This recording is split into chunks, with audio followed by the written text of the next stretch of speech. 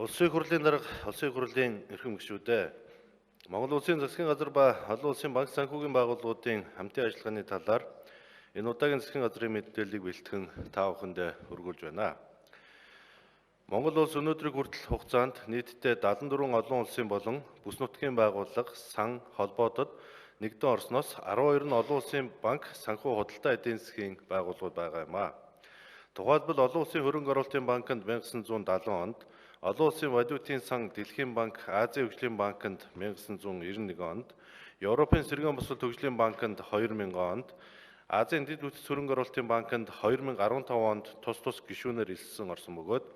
олон улсын валютын сан Дэлхийн банк, Азийн хөгжлийн банктай хамтран ажилласны 25 жил, Европын сэргээн босрол хөгжлийн банктай хамтран ажилласны 15 жилийн ойг тус тэмдэглэн өнгөрүүлээд байгаа. Монгол улс эдгээр олон улсын банк санхүүгийн байгууллагын гишүүн болсноор зах зээлийн шаардлагад нийцсэн санхүү эдийн засгийн бодлогыг боловсруулах, эдийн засгийн институцийн үндэс суурийг бий болгохын зэрэгцээ, эдгээр байгууллагуудаас хөнгөлөлтөө зээл буцалтгүй тусламж авах болон институт хүний нөөцийн чадварыг бэхжүүлэх техникийн тусламж авах үе таалгыг нээсэн юм а. Монгол улсын засгийн газар ба олон улсын банк санхүүгийн байгууллагуудын хамтын ажиллагааны талаар тус бүрдэн авч үзвэл нэгд Монгол улсын засгийн газар 1991 оноос хойш олон улсын валютын сантай хамтран макро эдийн засгийн тогтвортой байдлыг сэргээх, зах зээлийн эдийн засгийн оновчтой бүтцийг бий болгох, ядуурлыг бууруулах болон эдийн засгийн тогтвортой өсөлтийг хангах чиглэсэн стендбай хөтөлбөр, ядуурлыг бууруулах, өсөлтийг дэмжих зэрэг нийт 5 хөтөлбөрийг хэрэгжүүлж, нийтдээ 195.7 сая зээлжих тусгай эрхтэй тэнцэх хэмжээний их усврыг авч ашиглажээ. Үүнд стендбай хөтөлбөрийг 1991-2009 онуудад, өргөтгсөн зээлийн хөтөлбөрийг 1993, 1997, 2001 онуудад тус хэрэгжүүлсэн бөгөөд нэг хөтөлбөр дунджаар 30 сар үргэлжилсэн байна. Тэгвэл одоогийн бидний хэрэгжүүлэхээр тохиролцоод буй өргөтгсөн санхүүжилтийн хөтөлбөр нь олон улсын валютын сантай хамтран хэрэгжүүлэх 6 дахь удаагийн хөтөлбөр өгөөд хугацаа нь 36 сар буюу харьцангуй урт хүү багтаа зээлтэй байхаар байна. Засгийн газар уг хөтөлбөрийг хэрэгжүүлэх хэлэлцээрийг амжилттай хийснээр Дэлхийн банк, Азийн хөгжлийн банк, Европын сэргээн босролт хөгжлийн банк болон бусад олон улсын банк санхүүгийн байгууллагууд гадаадын хөрөнгө оруулагчдын итгэл улам сэргэж хамтран ажиллах нөхцөл боломж нээлттэй болж байгааг дурдхан зүйтэй.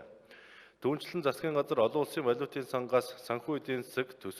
төсвийн чиглэлийн техник тусалцааны арга хэмжээнүүдийг авч байсны зэрэгтэй тус сангийн дүрмийн 4-р зүйл заасны дагуу жил бүр Монгол улсын макро эдийн засаг санхүүгийн нөхцөл байдалд үнэлт хийх ажлын хэсэгтээ тогтмол хамтран ажилласаар ирсэн болно.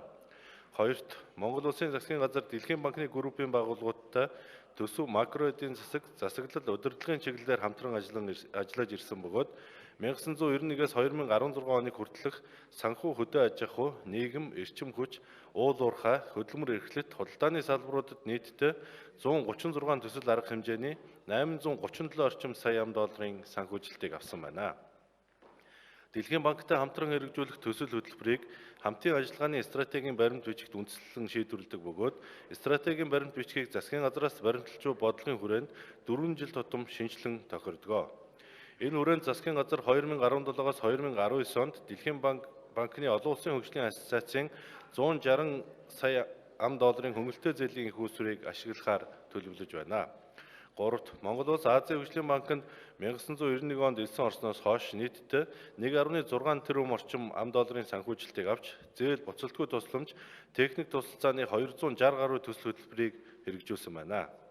Азийн хөгжлийн банкны санхүүжилтийн багцаас хэрэгжүүлэх төслүүдийг дунд хугацааны хамтын ажиллагааны стратегийн хүрээнд шийдвэрлэдэг бөгөөд эх 4 жилд бүс нутгийн хамтын ажиллагааны болон эдийн засаг нийгмийн тогтвортой байдлыг хангах, дэд үтцийг дэмжих замаар эдийн засгийг төрөлжүүлэх, байгаль орчин тогтвортой байдлыг хангах чиглэлд хамтран ажиллахаар тохиролцоод байгаа. Дөрөвт, Монгол улс 2000 онд Европын сэргээн босгох хөгжлийн банкны 61 дахь бүрэн эрхт гишүүн болсноор тус банкны шугамар хэрэгжүүлж буй үйл ажиллагаанд оролцох, техник тусалцаа авах, тодорхой асуудлаар байр сууриа илэрхийлэх, санал оруулах, зүүн Европ болон шинээр тусгаар тогтносон улс орнуудтай хамтран Монгол улсад төсөл хөтөлбөр хэрэгжүүлэх чиглэлээр хамтран ажиллаж ирлээ. Тус банкнаас Монгол улсын хувийн хвшлийг дэмжих чиглэлээр идэвхтэй ажиллаж нийтдээ 1.4 тэрбум гаруй ам.долларын урт хугацааны их усврыг олгосноос гадна Дэлхийн банкны группийн олон улсын санхүүгийн корпорац болон бусад олон улсын хөрөнгө оруулагчид нартай хамтран оюу толгойн далдуурхаан төсөлд 2 тэрбум гаруй ам.долларын хөрөнгө оруулалтыг хийсэн байна.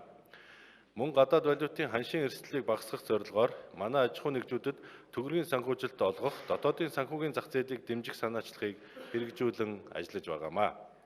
5. Монгол улс 2015 онд Азийн дэд бүтц хөрөнгө оруулалтын банкны үүсгэн байгуулагч орнуудын нэг болсон бөгөөд тус банктай хамтран хэрэгжүүлэх тодорхой төсөл хөтөлбөрийг судлах ажил үргэлжилсээр байгаа.